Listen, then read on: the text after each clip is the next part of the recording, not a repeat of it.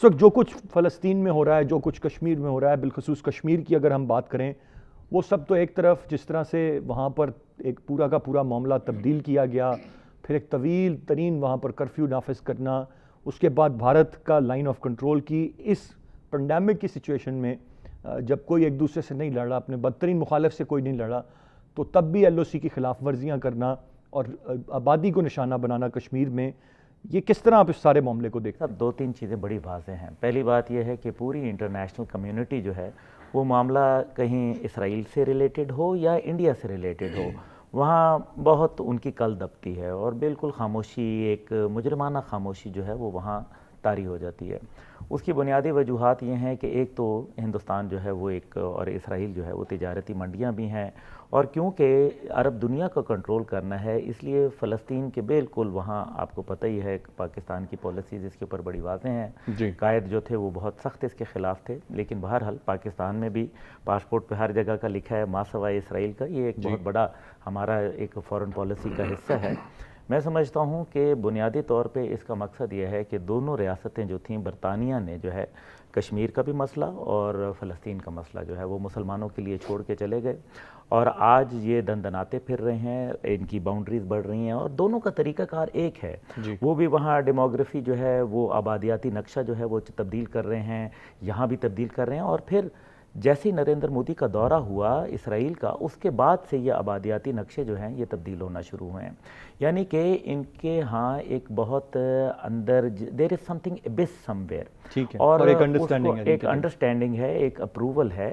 اور United nation دونوں جگہ کے اوپر بالکل فیلئر اس کا جو ہے وہ ایمیننٹ ہے، بالکل یونائٹڈ نیشن دونوں جگہ پہ خاموش بیٹھی ہے۔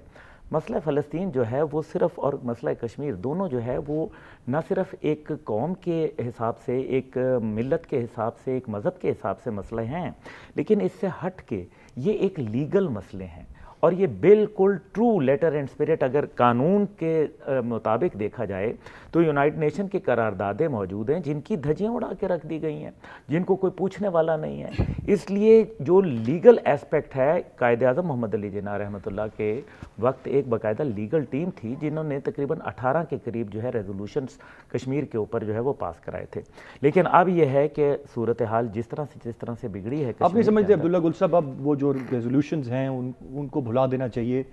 اب معاملہ اس سے بہت آگے جا چکا ہے، بالخصوص جب ہم کشمیر کی بات فرما رہے ہیں۔ ایک اینگل یہ بھی ہے جس طرح سے آپ فرما رہے ہیں کہ ان کو فراموش کر دینا چاہیے، لیکن کب تک ہم ان کا حوالہ دیتے رہیں گے؟ کب تک ہم مانگتے رہیں گے اور کہتے رہیں گے کہ کب تک ہمارے دانشور، ہمارے جو اسٹیبلشمنٹ کے لوگ ہیں، جو ہمارے گورنمنٹ کے لوگ ہیں، ہمارے بیوروکریٹک چینلز ہیں، ہمارے میڈیا ہاؤسز ہیں، کب وہ سمجھیں گے کہ دنیا ایک میننگ فل ڈائیلاگ اسرائیل اور کشمیر پہ نہیں چاہتی؟ اب جب ہم یہ مائنڈ سیٹ لے کے باہر نکلیں گے، یعنی کہ کچھ ہمیں پوسچرنگ جب کریں گے، ہم سامنے آ کے کھڑے ہوں گے، اور 41 ملکوں کا جو اتحاد ہے، مجھے بہت افسوس ہے کہ ان کا دونوں جگہ پہ کردار جو ہے اسرائیل اور جو فلسطین اور کشمیر، اس پہ انتہائی مایوس کن ہے۔ بلا شبہ وہ مایوس کن ہے، میں آپ کی بات سے اتفاق کرتا ہوں۔ میر طاہر مسعود صاحب آپ سے جاننا چاہ رہے تھے، ہمارا پاسپورٹ بڑا کلیئرلی کہتا ہے ہم اسرائیل کو آج بھی تسلیم نہیں کرتے، اس کا مطلب ہے کہ ہم تمام تر ہمارا جو ویٹ ہے وہ فلسطینی عوام کے ساتھ ہے۔ پھر یہاں پر تو ایک بالکل ایک سنگین مسئلہ ہے جو کہ بالکل ایک ڈائریکٹ ہمارے دشمن ملک کے ساتھ ہے۔ یہ تمام تر صورتحال، اور اس وقت ہم کہاں اس وقت ساری صورتحال میں کھڑے ہیں، کیسے دیکھتے ہیں آپ اسے؟ اچھا، ابھی ایک بحث چل رہی تھی کہ یہ جو U N security council resolution ہے ان کی ریلیونس کتنی ہے کتنی نہیں ہے۔ ایک بات تو بہت کلیئرلی دیکھ لیں کہ ہندوستان نے کبھی ان U N security council resolution کو کبھی مانا نہیں۔ ابھی جو اگست میں ہوا ہے، انہوں نے وہ سیکورٹی کونسل کی ریزولوشن اٹھا کے انہوں نے ٹوکری میں پھینک دی۔ اسرائیل نے کبھی بھی یو این سیکورٹی کونسل کے ریزولوشن کو نہیں مانا۔ دنیا ساری کہہ رہی ہے اس کی امپلیمنٹیشن ہونی چاہیے، 2 اسٹیٹس جو ہے سولوشن ہونا چاہیے۔ ہندوستان کے اوپر بھی لوگ کہتے ہیں بائی لیٹرلی کر لیں یا U N security council resolution کر لیں۔ جو 5 اگست کا واقعہ ہوا ہے پچھلے سال، اس کے بعد 2-4 چیزیں بہت کلیئر ہیں جسے آپ کہہ لیں گے ٹیک اوے پوائنٹس۔ ایک تو یہ کہ یہ لائن آف کنٹرول ختم ہو گئی، یہ سیز فائر لائن ہے پاکستان اور ہندوستان کے درمیان کشمیر کے اوپر۔ جب ایک فریق ایگریمنٹس نہیں مانتا وہ UN سیکورٹی کونسل ریزولوشن کو بھی نہیں مان رہا